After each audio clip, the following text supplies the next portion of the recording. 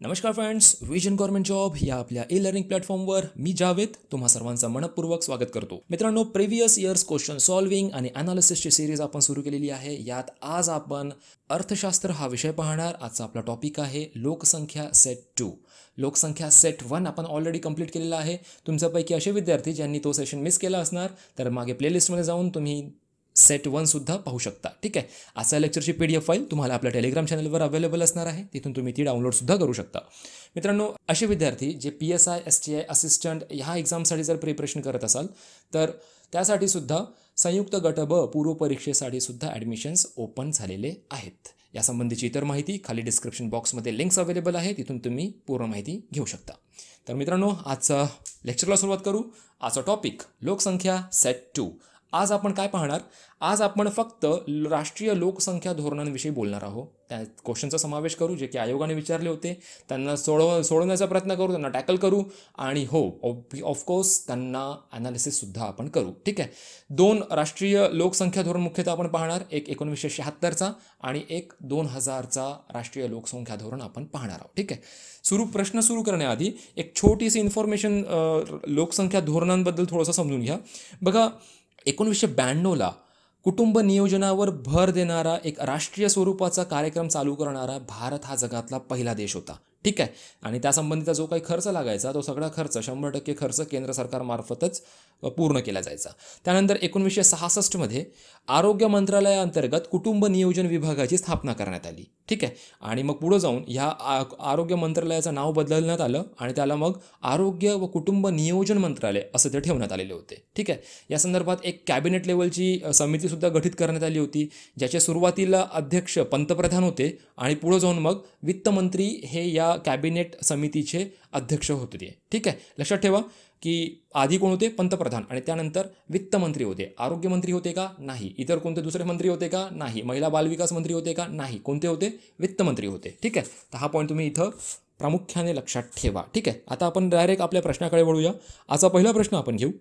पुढीलपैकी कोणत्या लोकसंख्या धोरणानुसार भारतीय पुरुषाचे विवाहाचे किमान वय 21 वर्ष व स्त्रियांचे किमान वय 18 वर्षे निश्चित करण्यात आले आहे? ओके.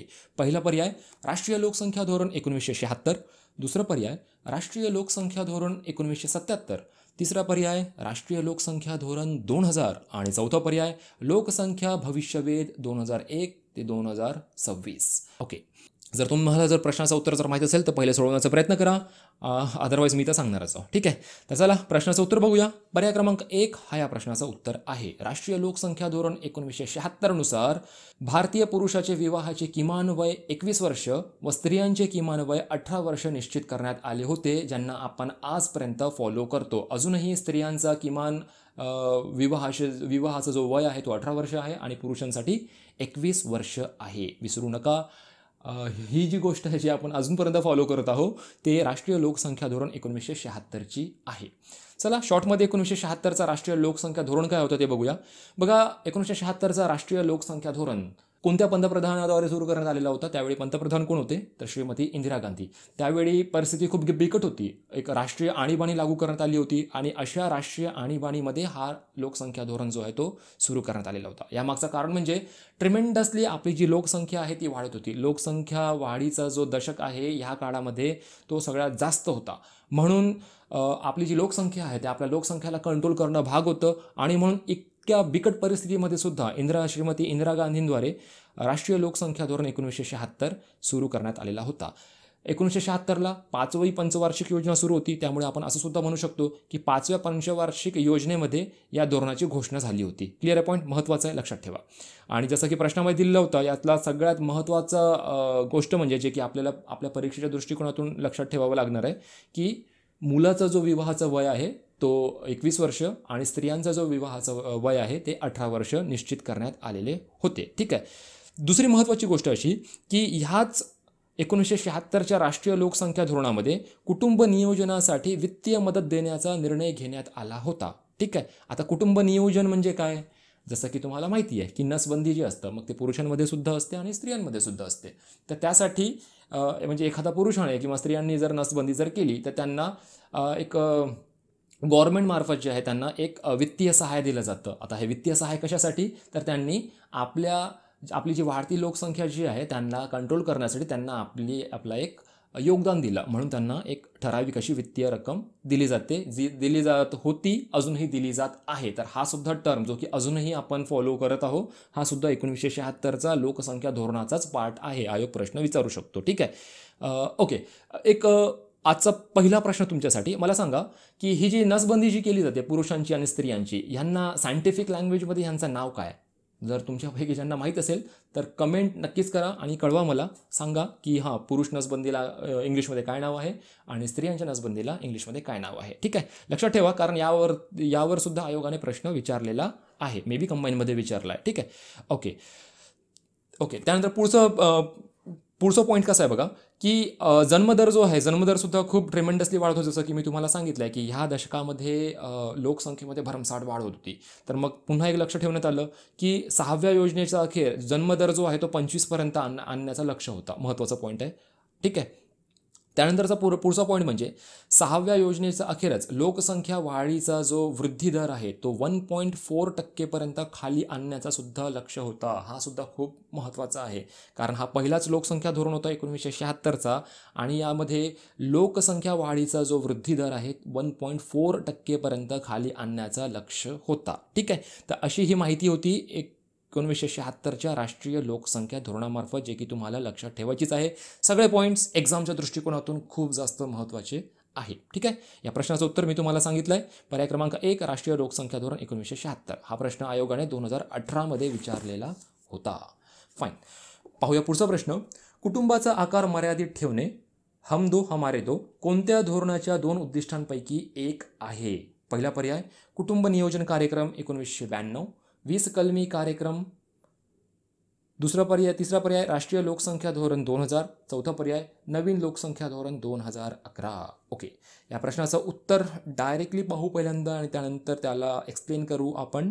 या प्रश्नाचं उत्तर आहे पर्याय क्रमांक 3. राष्ट्रीय लोकसंख्या धोरण 2000मध्ये कुटुंबाचा आकार मर्यादित करण्यासाठी हम दो हमारे दो या प्रकारची घोषणासुद्धा करण्यात आलेली होती आणि यामध्येच राष्ट्रीय लोकसंख्या धोरण 2000मध्येच ह्यासंबंधीची तरतूदसुद्धा होती. ठीक आहे. आता समजून घेऊ राष्ट्रीय लोकसंख्या धोरण 2000 काय आहे. आयोगाने आजपर्यंत जे प्रश्न विचारले आहे ते मॅक्सिमम प्रश्न, मी तर म्हणणार 90% प्रश्न राष्ट्रीय लोकसंख्या धोरण 2000वर विचारलेले आहेत. त्यामुळे तुम्हाला अंदाज येणार की हा टॉपिक कव्हर करणं किती महत्त्वाचं आहे. ठीक आहे. तर राष्ट्रीय लोकसंख्या धोरण 2000 यावेळी कोणती गव्हर्नमेंट अस्तित्वात होती? तर NDA गव्हर्नमेंट, म्हणजे BJPची गव्हर्नमेंट अस्तित्वात होती. म्हणजे प्रॉपर BJP म्हणता येणार नाही. ठीक आहे ना, ते म्हणजे ते हे होतं, टाय ऑफ होतं आणि त्या म्हणून ते NDA म्हणतो आपण त्याला. ठीक आहे. तर NDAची गव्हर्नमेंट होती. त्यावेळी पंतप्रधान कोण होते? माननीय अटल बिहारी वाजपेयी त्यावेळी भारताचे पंतप्रधान होते आणि अटल बिहारी वाजपेयी यांच्याच अध्यक्षतेखाली राष्ट्रीय लोकसंख्या आयोगाची स्थापना करण्यात आली होती 2000मध्ये. ठीक आहे. हा सुद्धा पॉईंट महत्त्वाचा आहे, लक्षात ठेवा.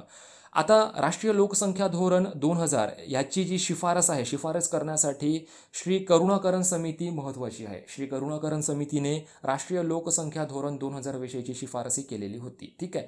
आणि त्यांनी जे काही शिफारसी केले त्या शिफारसी केल्यानंतर मग त्याचा या राष्ट्रीय लोकसंख्या धोरण 2000चा आराखडा तयार करण्याचा किंवा मसुदा बनवण्याचा, ज्याला आपण ड्राफ्ट म्हणतो, तर ड्राफ्ट तयार करण्यासाठी डॉक्टर MS स्वामीनाथन यांच्या अध्यक्षतेखाली तज्ज्ञगट स्थापन करण्यात आलेला होता. ठीक आहे. तज्ज्ञगट उभारण्यात आलेला होता.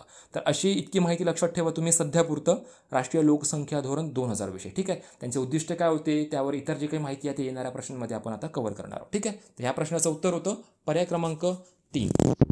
राष्ट्रीय लोकसंख्या 2000चे तातडीचे उद्दिष्ट कोणते? ओके, राष्ट्रीय लोकसंख्या धोरण 2000चे तातडीचे उद्दिष्ट कोणते? 2013चा हा प्रश्न होता. पहिला पर्याय स्वास्थ्यविषयक पायाभूत सुविधांची गरज भागवणे. दुसरं ऑप्शन एकूण जननदर कमी करणे. तिसरं ऑप्शन लोकसंख्या स्थिर करणे आणि चौथा वरीलपैकी सर्व. ओके, काय विचारलं आहे प्रश्नामध्ये की तातडीचे उद्दिष्ट कोणते होते? फाईन. बघा मित्रांनो, राष्ट्रीय लोकसंख्या धोरण 2000 जो फॉर्म करण्यात आलेला होता किंवा राबवण्यात जो आलेला होता, त्यामध्ये उद्दिष्टे मुख्यतः 3 प्रकारचे होते. काही म्हणजे त्यांचा प्रकार मी सांगत होतो तुम्हाला, 3 प्रकारचे होते. काही उद्दिष्ट असे होते की ज्यांना इमिडिएटली फॉलो करावं म्हणजे फॉलो करायचं होतं, ज्यांना आपण म्हणू की तातडीने पूर्ण करणारे उद्दिष्ट होते. काही उद्दिष्ट असे होते ज्यांना मध्यावधी कालावधीमध्ये त्यांना पूर्ण करायचं होतं, त्यांना मीडियम टर्मसाठी.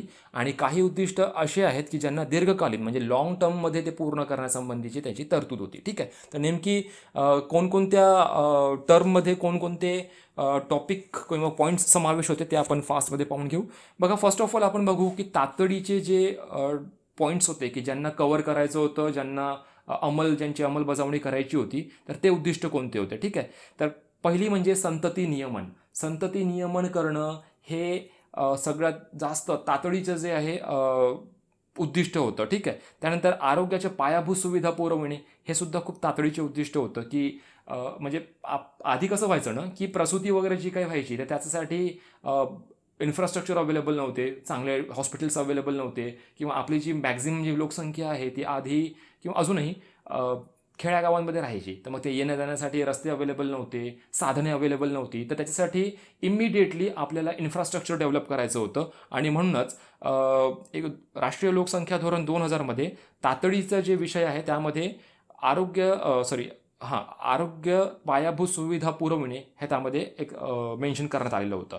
यासोबतच आरोग्य सेवकांची गरजसुद्धा म्हणजे आरोग्य सेवक जे आहे ते सुद्धा कमी होते. म्हणजे आता लोकसंख्या आपली भरमसाठ होती, परंतु त्या मानाने त्यांना ट्रीट करण्यासाठी जे काही आरोग्य कर्मचारी जे होते त्यांचा अभाव होता. म्हणून ही गरजसुद्धा भरून काढणे हा सुद्धा ते तातडीचं लक्ष होतं. ठीक आहे, त्यानंतर प्रजनन आणि बाल आरोग्यासाठी एकात्मिक सेवा पुरविणे, म्हणजेच महिलांसाठी की जे प्रसूती पिरियडमध्ये आहेत असे महिला आणि त्यांच्याद्वारे जो काही अपत्य जन्माला येतो, तर त्या दोघांचं जे आहे एकाच ठिकाणी चांगल्यात चांगलं त्यांचं ट्रीटमेंट व्हावं, त्यांना चांगलं आरोग्य मिळावं, यासाठी एकात्मिक सेवा पुरवणे हा सुद्धा एक तातडीचा पॉईंट होता. तुम्ही लक्षात घ्या की हे जे चारही जे पॉईंट आहे हे पॉईंट असे आहे की ज्यांना आपण लवकरात लवकर फुलफिल करू शकतो. आपण इन्फ्रास्ट्रक्चर लवकर बिल्डअप करू शकतो. आपण संतती नियमन अवेअरनेस पसरवून जे आहे ते सुद्धा लवकर करू शकतो. आरोग्य सेवकांची जी काही कमतरता होती ते भरती वगैरे करून आपण ते सुद्धा फुलफिल करू शकतो. आणि सेवा वगैरे पुरवणं हे सुद्धा आपण लवकर करू शकतो. म्हणजे हे असे पॉईंट्स आहे. म्हणजे मला सांगायचा अर्थ असा आहे की ऑप्शन्स आपण नंतर पाहणारच आहोत, तर त्या पर्यायानुसार आपण त्याला टॅकल सुद्धा करू शकतो की कोणती गोष्ट लवकर होऊ शकते, कोणत्या गोष्टींना थोडा जास्त वेळ लागू शकते, आणि कोणत्या गोष्टी अशा आहे की ज्यांना खूप लॉंग टर्मसाठी म्हणजे ते पूर्ण होणार, सध्या एकदम इमिडिएटली पूर्ण होऊ शकत नाही. तर अशा पद्धतीने टॅकल करून सुद्धा आपण प्रश्नाचं उत्तर काढू शकतो. ठीक आहे, तर आपण आता बघितले की तातडीचे पॉईंट्स कोणते होते, उद्दिष्ट कोणते होते. आता आपण मध्यावधी टर्मसाठी कोणते पॉईंट्स होते, कोणते उद्दिष्ट आपल्याला साध्य करायचे होते ते बघूया. बघा, मध्यावधीमध्ये म्हणजे 2010पर्यंत एकूण जननदर हा ज्यावेळी हम दो हमारे दो हा जो नारा जसं देण्यात आलेला होता ना, तर हे सुद्धा स्टार्टिंगला म्हणजे आपण म्हणू की मध्यावधी कालावधीमध्ये पूर्ण करण्याचा उद्दिष्ट म्हणजे जो की नारा देण्यात आलेला होता ना की हम दो हमारे दो, जो की आपण मागच्या प्रश्नामध्ये बघितला होता. तर याद्वारे काय करायचं की 2010पर्यंत एकूण जननदर जे आहे ते एक अशा फिक्स लेवलवर आणायचा की आता इथून आपण आपली लोकसंख्येला आपण कंट्रोल करू शकू. ठीक आहे, तर म्हणजेच लोकसंख्येला कंट्रोल करण्यासाठी हम दो हमारे दोचा हा जो नारा आहे यामार्फत आपण लोकसंख्येला कंट्रोल करायचं. आणि ते मागे जो कमी दर होता लोकसंख्येचा, त्या कमी दरापर्यंत आणणं हा त्याचा मध्यावधीचा कालावधीसाठीचा तो हा एक उद्दिष्ट होता. ठीक आहे, कधीपर्यंत, 2010पर्यंत. आणि तो नारा सुद्धा लक्षात ठेवा, हम दो हमारे दो. दीर्घकालीन उद्दिष्टामध्ये काय होतं की आपली ही जी विस्तारणारी जी लोकसंख्या आहे जे की ट्रिमेंडसली वाढत होती, तर या लोकसंख्येला आता स्थिर करायचं होतं. ठीक आहे, तर स्थिर कधीपर्यंत करणार, त्यासाठी एक टाईमलाईन फिक्स करण्यात आली होती जी की 2045 होती. 2045पर्यंत आपल्याला आपली लोकसंख्या स्थिर करण्याचं उद्दिष्ट सुद्धा त्यामध्ये ठेवण्यात आलेलं होतं. ठीक आहे, तर असे हे 3 प्रकार होते आणि त्यामधले वेगवेगळे उद्दिष्ट होते, ज्यामध्ये तातडीचे उद्दिष्ट, मध्यावधी कालावधीमध्ये पूर्ण करणारे उद्दिष्ट आणि दीर्घकालीन उद्दिष्टांचा आपण समावेश केला आहे. आता आपण प्रश्नाकडे येऊया. प्रश्न काय होतं की राष्ट्रीय लोकसंख्या धोरण 2000चे तातडीचे उद्दिष्ट कोणते होते. ठीक आहे, म्हणजे जे लवकर आपण करू शकू. स्वास्थ्यविषयक पायाभूत सुविधांची गरज भागविणे, बट ऑब्वियस. स्वास्थ्यविषयक पायाभूत सुविधांची गरज भागविणे, जसं की मी तुम्हाला सांगितलं आहे ना की हा असा पायाभूत सुविधा डेव्हलप करणं किंवा बिल्डअप करणं हे गव्हर्नमेंटच्या हातामध्ये असतं. ते लवकरात लवकर आपण इन्फ्रास्ट्रक्चर वगैरे डेव्हलप करू शकतो. ठीक आहे, त्याला काही फारसा वेळ लागतो असं नाही, येत्या 2-3 वर्षामध्ये वगैरे सुद्धा ते पूर्ण होऊ शकतात. ठीक आहे, त्यामुळे पहिला या ठिकाणी या प्रश्नाचं उत्तर असणार आहे. ठीक आहे, दुसरं बघून घेऊ. एकूण जननदर कमी करणे, तर असं नाही आहे. जननदर जर कमी करण्यासाठी कोणतं पिरियड होता, तो मिडल म्हणजे हे होतं ना, मध्यावधी कालावधी त्याला लागणार होता ना, त्याला आपण मीडियम टर्म म्हटलं होतं. 2010 पर्यंत जो आपल्याला कंट्रोल करायचा तो हम दो हमारे दो म्हणून, तर तो एकूण जननदर कमी करणे हा मीडियम टर्म होता. ठीक आहे, आणि लोकसंख्या स्थिर करणे. ओके, तर लोकसंख्या स्थिर कधी होणार, हे काय शॉर्ट टर्म पिरियड तर नाही आहे की लवकर तातडीने पण सुद्धा होणार नाही किंवा मीडियम टर्ममध्ये सुद्धा होणार नाही. तर लोकसंख्येला जर आपल्याला स्थिर करायचं त्याला खूप मोठा एक वेळ लागतो, खूप सारे वर्षसुद्धा लागतात. तर त्यामध्ये राष्ट्रीय लोकसंख्या धोरण 2000 मध्ये 2045 हा वर्ष लोकसंख्या स्थिर करण्याविषयी तरतूद होती, जो की एक दीर्घकालीन उद्दिष्ट होतं. ठीक आहे, म्हणून या प्रश्नाचं उत्तर आहे पर्याय क्रमांक 1. स्वास्थ्यविषयक पायाभूत सुविधांची गरज भागविणे हा तातडीचा उद्दिष्ट होता. मी आशा करतो की हा पॉईंट तुम्हाला या ठिकाणी क्लिअर झाला आहे. पाहूया पुढचा प्रश्न. राष्ट्रीय लोकसंख्या धोरण 2000चे लक्ष्य कोणते होते? ओके, 2017 मध्ये आयोगाने हा प्रश्न विचारलेला आहे. ठीक आहे, पहिला विधान आहे, प्रति दर लाख जिवंत बालकांमागे माता मृत्यू दर 100च्या खाली आणि प्रति हजारी जिवंत बालक जन्मामागे बालक मृत्यू दर 30च्या खाली आणणे.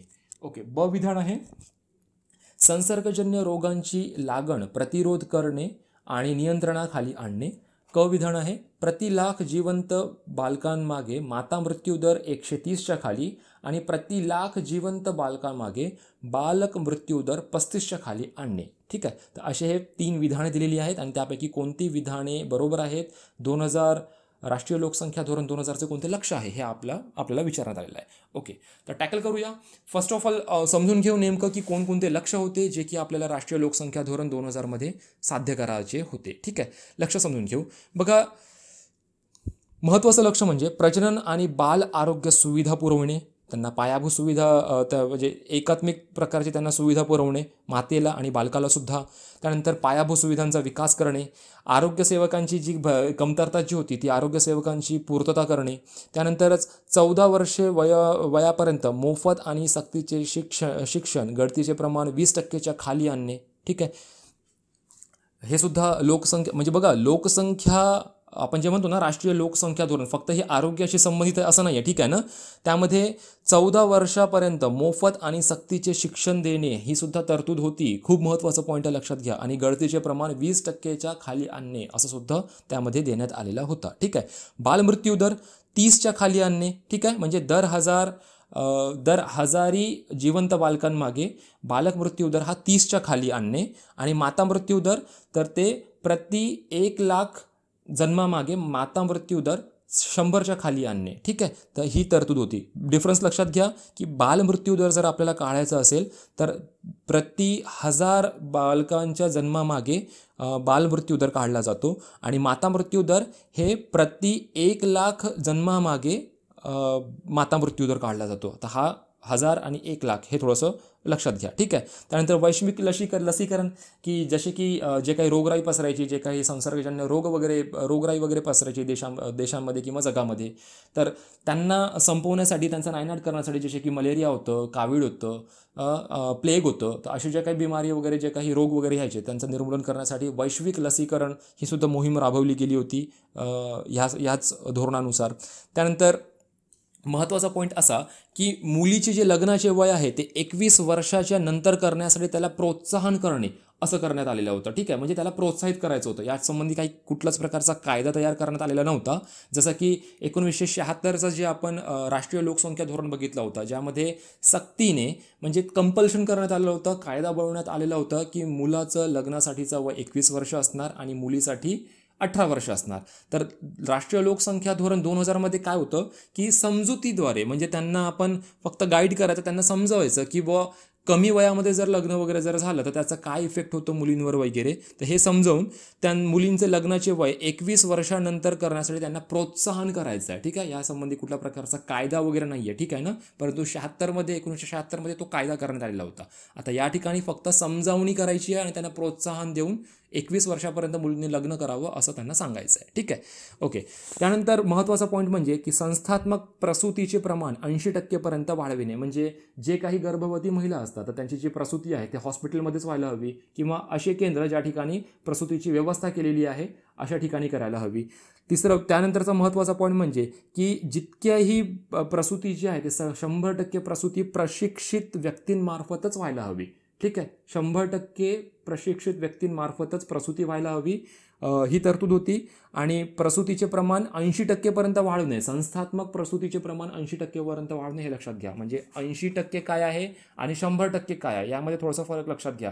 की संस्थात्मक म्हणजे हॉस्पिटल्स किंवा असे केंद्र ज्या ठिकाणी प्रसूतीची व्यवस्था करण्यात आलेली आहे तर ह्यांचे प्रमाण 80% पर्यंत वाढवणे. यामागचं रिझन काय होतं, आधी काय व्हायचं की घरातच जी आहे ती प्रसूती केली जायची. खूप आधीचं, आता तर तसं नाही आहे, परंतु काही वर्षांपूर्वीची अशी गोष्ट होती की म्हणजे असा आपले हाल असे होते की प्रसूती जी आहे ती घरातच व्हायची. मग एक एजेड महिला वगैरे यायची आणि मग तिला जे काही एक्सपिरियन्स वगैरे असेल त्या एक्सपिरियन्सच्या बेसिसवर वगैरे मग ती प्रसूती वगैरे ती होत होती. ठीक आहे, पण ते अनसेफ होती ना खूप, की त्या ठिकाणी त्यांना जर काही क्रिटिकल कंडिशन्स वगैरे जर उद्भवली तर मग अशा वेळी त्या लहान बच्चूचा जीव किंवा त्या मातेचा जीव वाचवणं खूप अवघड व्हायचं. म्हणूनच संस्थात्मक प्रसूतीचे प्रमाण 80% पर्यंत वाढवायचं. या ठिकाणी 100 सुद्धा दिलेलं नाही आहे. ठीक आहे, 80% दिलं आहे, प्लीज लक्षात ठेवा.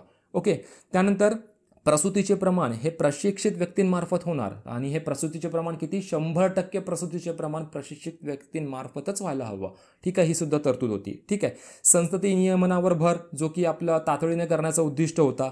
ठीक आहे, तर असे हे विविध प्रकार त्याचे उद्दिष्ट होते. त्यामध्ये एड्सचा सुद्धा वापर करण्यात आलेला होता की एड्सचा जो प्रसार आहे तो सुद्धा रोखण्यासाठीचा त्यामध्ये उद्दिष्ट होता. ठीक आहे, तर असे हे विविध उद्दिष्ट होते ज्यांबद्दल आपण आता बोललो. आता आपण बघूया की नेमकं आपल्या प्रश्नामध्ये काय होतं. प्रश्नामध्ये होतं की 2000 राष्ट्रीय लोकसंख्या धोरण 2000चे लक्ष्य कोणते होते. ठीक आहे, आता टॅकल करूया आपण. पहिला अविधान बघूया. प्रति दर लाख जिवंत बालकामागे माता मृत्यू दर 100च्या खाली आणणे. बरोबर आहे कितपर्यंत? हो.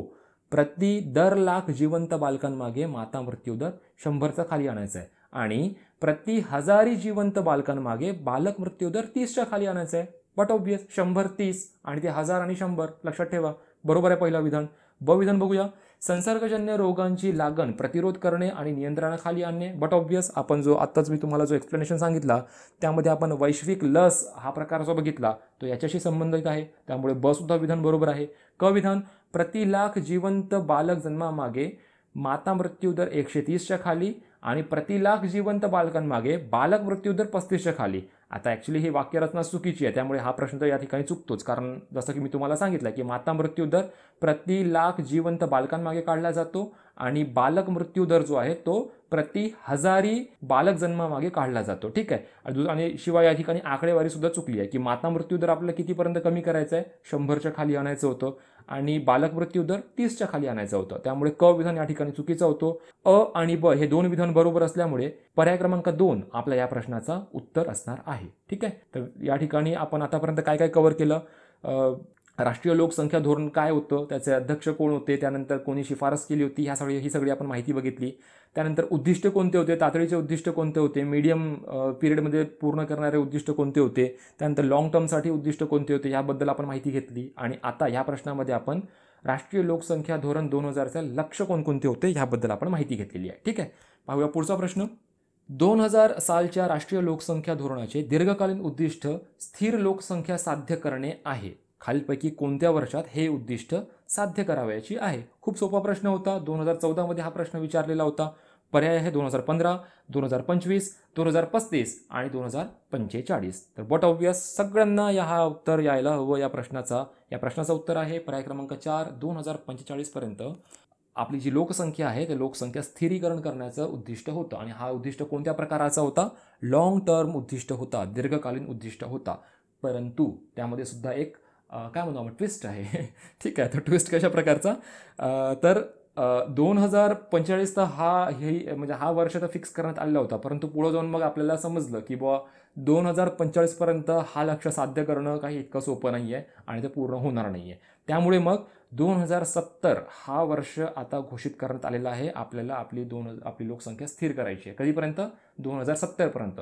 खूप खूप खूप मोस्ट इम्पॉर्टंट पॉईंट आहे हा, लक्षात ठेवा. आधी राष्ट्रीय लोकसंख्या धोरण 2000 नुसार 2045 पर्यंत आपल्याला आपली लोकसंख्या स्थिर करायचं होतं, परंतु त्यानंतर त्यामध्ये बदल करण्यात आलं आणि आता 2070 हा वर्ष आपल्याला, या वर्षापर्यंत आपल्याला आपली लोकसंख्या स्थिर करायची आहे. क्लिअर आहे पॉईंट? फाईन. पाहूया पुढचा प्रश्न. सन 2045 पर्यंत लोकसंख्या स्थिर करण्यास्तव आपल्या राष्ट्रीय लोकसंख्या धोरणाची सामाजिक व लोकसंख्यात्मक उद्दिष्टे काय आहेत? ओके, तर सन 2045 पर्यंत लोकसंख्या स्थिरीकरण करण्यास्तव आपल्या राष्ट्रीय लोकसंख्या धोरणाची सामाजिक व लोकसंख्यात्मक उद्दिष्टे काय? म्हणजे कोणत्या धोरणाबद्दल बोलल्या जात आहे? हा राष्ट्रीय लोकसंख्या धोरण 2000 बद्दल बोलल्या जात आहे. हा प्रश्न 2013 मध्ये आयोगाने विचारलेला होता. अविधान बघू. मुलांचा मृत्यू दर 30 प्रति 1000 जन्मामागे कमी आणणे. ओके. ब विधान, मुलींना विलंबाने लग्न करण्यास प्रवृत्त करणे. ओके. आणि क विधान आहे, एकूण प्रसूतींच्या 80% बाळंतपणे संस्थात्मक असावीत. आणि ड विधान आहे, 100% बाळंतपणे प्रशिक्षित व्यक्तीकडूनच व्हावीत. आणि ई विधान, जन्मदर कमी करण्यास्तव कायद्याने लग्नाचे वय वाढविणे. ओके. आता तुम्हाला हा सुद्धा प्रश्न यायला हवं, कारण आपण खूप चांगल्या प्रकारे ते लक्षांबद्दल आपण माहिती घेतलेली होती. ठीक आहे. तर चला ऑप्शनलाच आपण टॅकल करत चालू की कोणतं ऑप्शन्स पर्याय बरोबर असणार आहे. विधान अविधान, मुलांचा मृत्यू दर 30 प्रति 1000 जन्मामागे कमी आणणे. हा 100% हा विधान बरोबर आहे. ब विधान काय? मुलींना विलंबाने लग्न करण्यास प्रवृत्त करणे. हा सुद्धा विधान बरोबर आहे. जसं की मी तुम्हाला सांगितलं होतं ना की मुलीचे लग्नाचे वय 21 वर्षाच्या नंतर करण्यासाठी त्यांना प्रोत्साहन करणे. ठीक आहे. 21 सुद्धा लक्षात ठेवा. 21 वर्षानंतर मुलींनी लग्न करावं यासाठी त्यांना प्रोत्साहन करणं.